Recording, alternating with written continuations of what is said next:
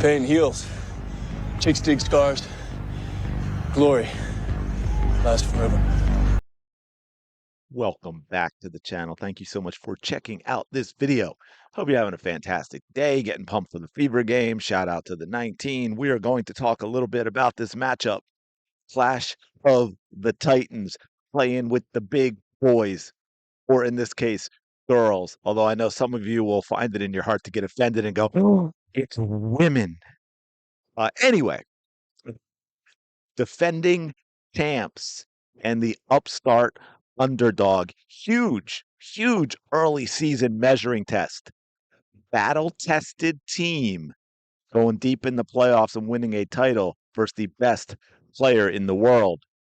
Provided the coach puts ego aside and plays to the strengths of the team. That is what we need to see today. That is what I want to see today. The Liberty give the Indiana Fever matchup nightmares because they have two things. And when you put these two things together, it can be a real problem. They have inside presence. They have Jonquel Jones. They have Breanna Stewart. They've got some height. They've got some size. But they also have a whole bunch of players who can shoot the three, as we saw last game. If you did not see it, I don't even know if I have it up, but they set the record, single season, single game record for most three pointers made in a WNBA game with 19, and it is spread out. If we take a look, I think I have the team here somewhere.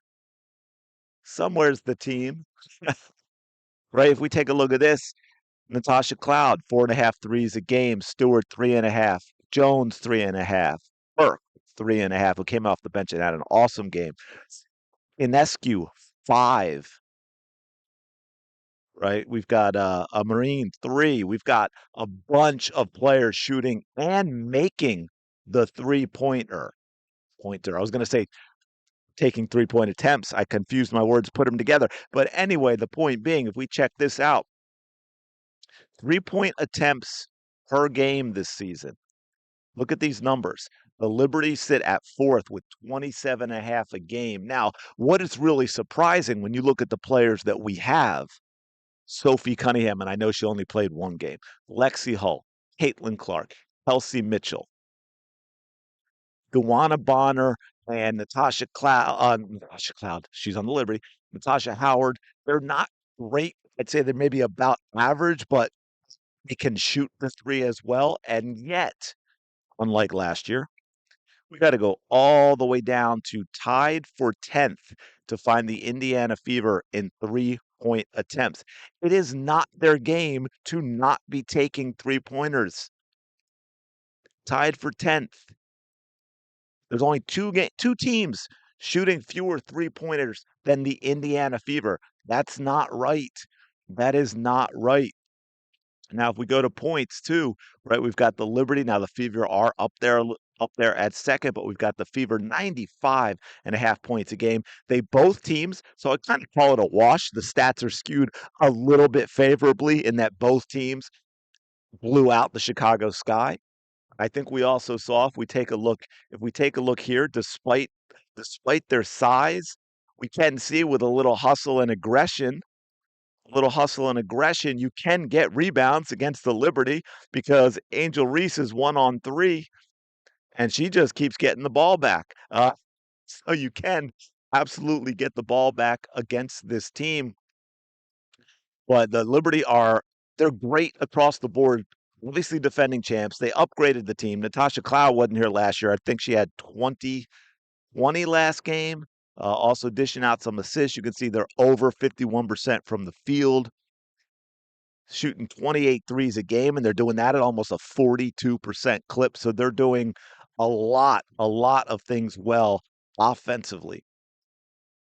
And what's another thing that's concerning, we've talked about this. Now, of course, they're up there. It's just the type of team they are. But the Indiana Fever, the Chicago Sky are getting more shots per game than the Indiana Fever. And I know some of you are going to say, well, you just showed that sequence where Angel Reese got like 5 shots in 2 seconds, and it wasn't very productive. Granted, absolutely true.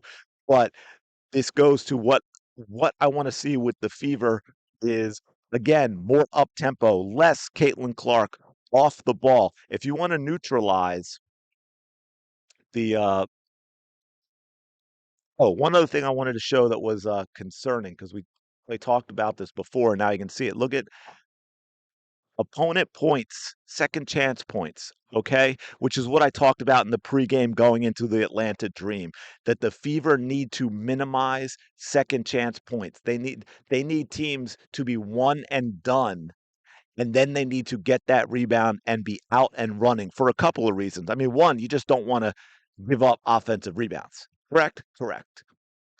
And if you're giving up second chance points instead of getting the rebound, you're you're minimizing the opportunities that you do have to play up tempo and that you do have to run, because obviously if you're giving up second chance points, you are inbounding the ball after a made basket or after a made free throw.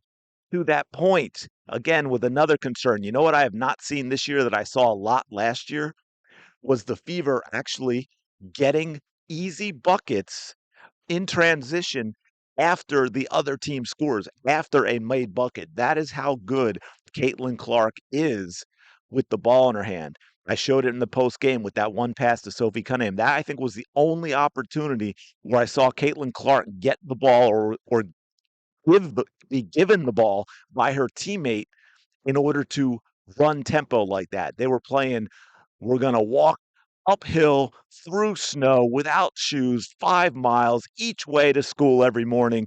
For any of you that had, parents giving you that story of how tough they had it compared to you growing up, that's how I feel like the Fever are playing. They're slogging through the mud instead of playing to their strengths. And I know a lot of people are like, well, you have to bring up your weaknesses. Yes, to a point. To a point. But in many, many years with coaching and developing players, because I've always heard that too. I've learned the other way. Yes, you have to do certain things to a certain level to succeed, right? As a ball player, you've got to have an offhand to a degree, at least with your dribbling and with at least being able to drive and finish with layups, something like that, right? But you need to absolutely maximize your strength to where it's unstoppable. It doesn't matter if the other team knows that it's coming. We can go way back before everyone's time. And Lombardi, and I'm paraphrasing. I don't remember what he actually said, but he talked about execution for his team and how you execute. It doesn't matter. The other team doesn't matter. It's how you execute. And I think he used like it was a successful play for the Packers at the time. I think it was like the end sweep. And he would say, it doesn't even matter if the opponent knows that that play is coming, because we execute it so well, it's such a strength that we're going to succeed anyway. You have to play to your strengths. Yes, you want to bring your weaknesses up, and yes, you want to minimize them, but you play to your strengths. It's like if you have a big, hulking, strong offensive line, you're bullying the other team and you're running the ball straight ahead. If you have a smaller offensive line, but they're quick and they're athletic, you're running screens and flares and all these other things, and you're pulling your guard and your end and all of that because you're playing to your strength. The Fever's strength is running, and especially when you have another team that has size like the Liberty does, you negate that a little bit running and with pressure. I've talked about this before with the 40 minutes of hell that the old school Nolan Richardson Arkansas, right? Yeah. Teams used to play. Well, you tire out these bigs who don't want to run like that. By running, they become less effective in their game. Plus, if you're pressuring defense, and I said this before, if you're pressuring defensively full court and you're picking up, you are getting them to exert energy. And when they get into their half court set, they have less time on the shot clock than if you just let them bring the ball up. Does that make sense? So I want to see that a little bit against this team. Um, Sorry, I just wanted to see what I was looking for. Oh, I just did want to point this out randomly because it's kind of interesting, but and I'm not saying it's going to be like this all game, but all season. But check this out. And the only reason I bring this up, there are certain advanced stats that are great, and a lot of times people get way too in the weeds, and I think, they're a little, but and these are some of the ones that I'm like, I don't really care that much, but a lot of the Hatelins, the non-Clark fans they use their turnovers and they like to scream about her defense and they would use stats like this. Well, here you go. Defensive win shares early in the season. Yes, that is Caitlin Clark's name at number 2 there. And obviously a lot of players are tied. You've got a Boston in there and Howard in there as well. But there she is at number 2. Oh, defensive rating. Defensive rating. You also have Caitlin Clark at number 2 behind Asia Wilson on both of them. So, man, this turnover and defense stuff might have to go. I'm not sure that that's quite normal anymore. Um, but look, the Liberty do have some size. I mean, they are a tough matchup because they don't have. I mean, they don't have huge players. A specific player in height, but they have some size, right? Sabali's 6'5", but it's not all of them, right? Their guards aren't tall, and the Cloud's only 5'10". But 5 inches 6'4". Sabrina's only 5'11". Kennedy Burke, who came off the bench, had a great game last game, only 6'1". Marine's only 5'10". Stewart's 6'4", but she doesn't have any hops, right? She can't get off the ground. So just you get physical. You put body on her, keep her away from the basket. She likes that little sort of fade away because she has a high release. And Jones is 6'6", right? We're not talking about Britt Griner here, but their defensive rotations. That's one thing. Really pay attention to how the Fever play defense, and let's see how they adjust because they struggled with Atlanta. Thankfully, Atlanta missed a lot, but they got a lot of open looks from three in both games because of the Fever, as good as they've been defensively, and they have been, right? So much better than last year. They still struggle, especially if a team can go inside out with their rotations and their matchups and getting out on the closing out on 3-point shooters. And the Liberty have both the inside presence and a lot of 3-point shooters. Again, it helps to negate that by playing some full court pressure. And when you do get the ball, run on them, run on them, run on them. I really want to see that adjustment from Stephanie White. I want to see the Fever put the ball in Caitlin Clark's hands and run because it is kind of disturbing that they look much better last year. Once the other players got used to Caitlin Clark and once they said, hey, you know what, we're just going to run, they looked better last year when they got it going than they do this year. And I know it's early and I know I get all that. I do. But I'm telling you what I'm seeing in these games because, again, if changes aren't made, right? It's not that they're running and it doesn't look good. Okay. Because we all remember early on when they would run and Caitlin would throw those passes and they would get dropped, right? Or they would miss layups. So they were running to a degree. As much as sides wanted paint touches, they were running to a degree, and the Fever players were just not catching the passes or they were missing the layups. They're not running like that. It's not they're running and it's not working out and you want it to get better. They've chosen not to. So that's the switch I want to see flipped. It's not about improving on something, it's about doing something else, which I really would like to see. So they've got to be able to rotate and adjust and close out on threes to create a little pressure. Look, when you've got some decent ball movement and you got 3 4 players that can shoot threes, it's not easy to prevent the shot from getting taken. It's about making the other team work for it and at least closing out enough and getting a hand up that you're doing something to disrupt the shot. You're not going to prevent all of them from being taken, but you want to challenge them enough to decrease their made percentage. Right? We all see the difference with these great shooters when they're shooting in practice and they're making, 80% of their threes versus games, right? And that's because there's a little bit of pressure. They know that pressure's coming. So if you can close out and rotate well enough that you get that pressure on them, that's going to make a really big difference. And I thought there was one more thing I wanted to talk about, but now I'm not seeing that I have it up here for you. But Did we go through this? Oh, that's them. So was there one last one? Oh yeah, this is just the Indiana Fever numbers, but they need. I mean, Caitlin Clark numbers look.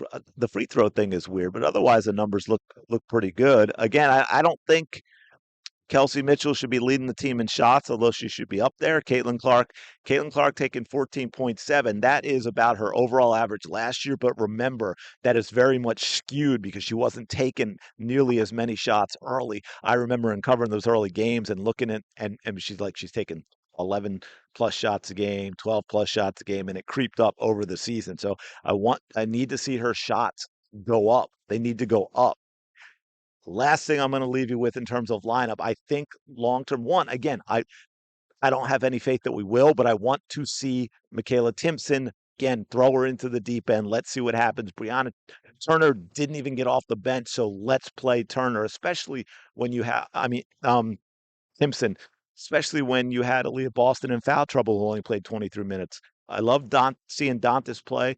Ultimately, I think we need to see Bonner at some point coming off the bench, I think that might be better for her. I think in what we've seen, because if she's going to play half game, okay, and that's roughly what we're seeing, and I think that's about right. It might be better for her mindset. This might be what gets her going if she comes off the bench, right? That takes pressure off of her in terms of her performance. I think, because that's just, that's the way some players are. I think it may loosen her up to have a better performance if she comes off the bench. She won't feel that same kind of pressure to perform, so that might be good. Maybe you start Lexi Hull, maybe you start Sophie Cunningham. So I definitely think that change at some point has to be made. Well, we'll see how it goes. But yeah, so those are some of the things I want to see. Hopefully they're able to make some changes and some adjustments from last game, play a more fever style of basketball. Again, despite the coach last year, that second half of the season, I think everyone would agree that overall the way they played was effective and entertaining. It can be both. Okay, this isn't about because I see some people comment on this and stuff at times. It's like this isn't about you just want to see Caitlin Clark get her numbers or you just want to see good basketball. Well, yeah, I do want to see good basketball. I mean that's true, right? That's why I don't like watching the NBA nearly as much today as a decade ago because it's a bunch of guys not trying, all standing outside the free throw line, chucking up threes. That's all it's become. But I think Caitlin Clark getting her numbers, and I've said this before, when you put the ball in her hands and let her run the show, it doesn't mean that she's not ever passing. It's that I want her bringing the ball up because off a rebound, I want her to get it because she's going to be able to make that great basketball IQ decision and can execute it immediately as to whether she's going to push it and make that long pass or she's going to slow it down and find something else. Because again, it's not just, it's in her hands because we want her to score. No, it's in her hands because everyone else is better when it's in her hands, and she will get the best bucket possible. Last thing, because I can't believe I didn't mention it, I'm sorry. And again, partly it was the foul trouble, although Boston still played 23 minutes. I want to see a lot more of the two-player game if they do get in the half court of Clark and Boston. That was non-existent last game because Caitlin Clark was not playing point guard. Caitlin Clark was running off-ball screens and getting beat up. So let's not do that. Let's see him run. Let's see him put the ball in Clark's hands. Let's see Boston and Clark play the two-person game. Let's see a little full court pressure defensively. Let's see rotations that close out and put a little pressure on these New York three-point shooters. Big test today. Let's see if they can take the liberty. This is I know it's early, but this is a great marker for where are we really? The sky did not show us where we are really. I don't even think the dream showed us where we are early. The Liberty are going to show us where we are early and how far we have to go to where the Fever want to be by the end of the season. Let me know your thoughts in the comments below. As always, appreciate you checking out this video. Smash the like button. Subscribe to the channel. You know you want to. It is so much fun. Go have the day you deserve. Enjoy the game, and I will talk to you later.